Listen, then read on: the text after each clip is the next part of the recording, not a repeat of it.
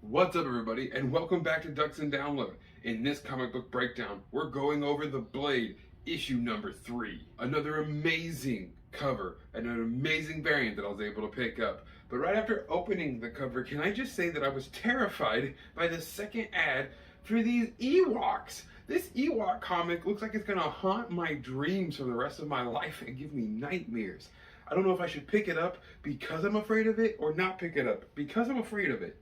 We open back in the city of Firevale on the wall, at the very height. It seems looking like a perimeter and defense location, speaking with the prince and what is later confirmed to be a general or leader of the army.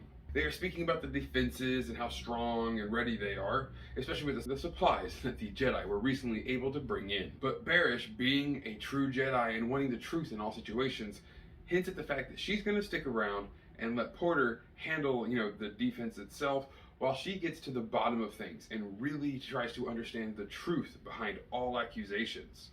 Well, of course, the prince takes this a little personally, but he is easily convinced to just let her have her way. They speak about having anti-air and the fact that the mercenaries nor the Bethuanians have no ability for an air attack due to all that anti-air artillery spread throughout the walls and even surrounding mountains.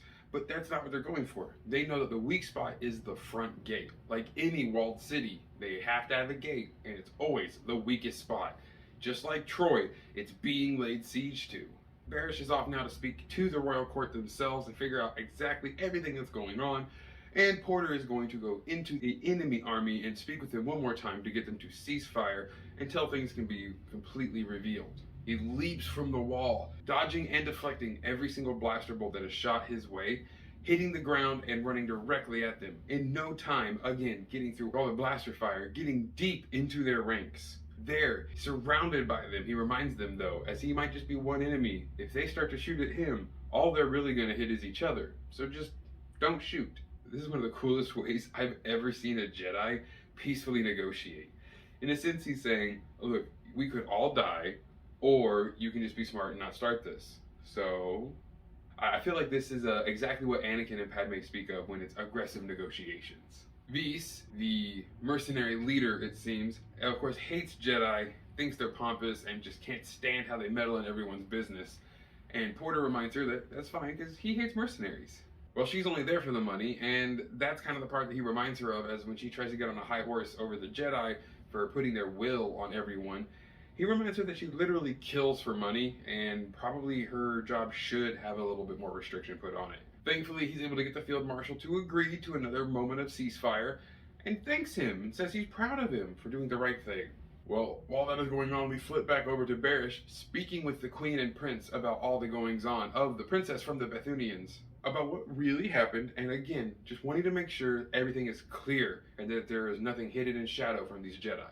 Looking always for the peaceful resolution. Queen Karan is talking about how there could be no peace if the firing is still happening on her city, and then of course, Barish says don't worry, it's going to stop, and it does. From there, she asks the queen about how the queen would feel about her relationship with this new princess and daughter-in-law and her son's decision.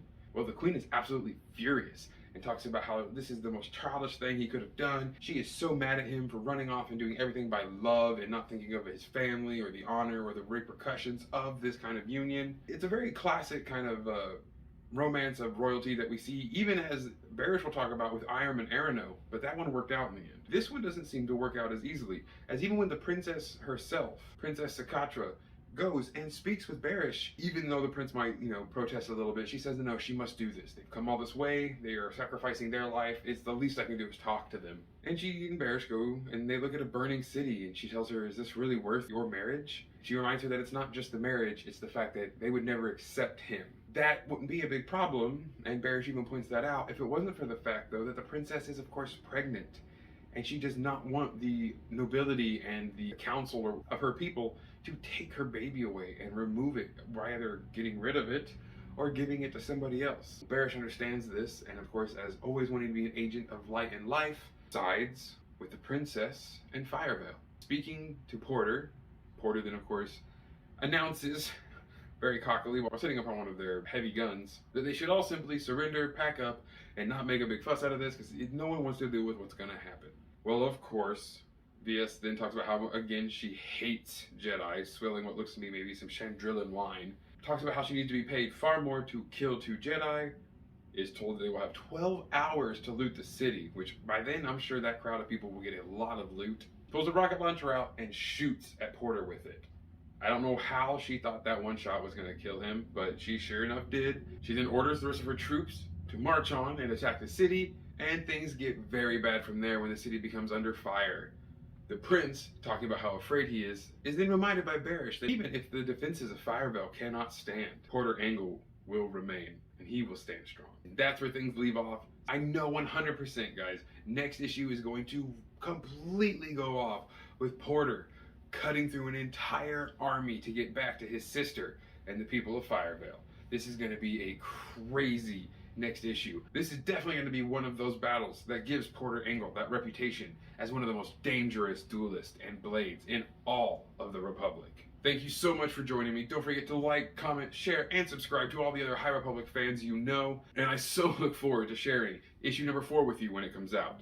Have an amazing rest of your week. And as always, may the Force serve you well.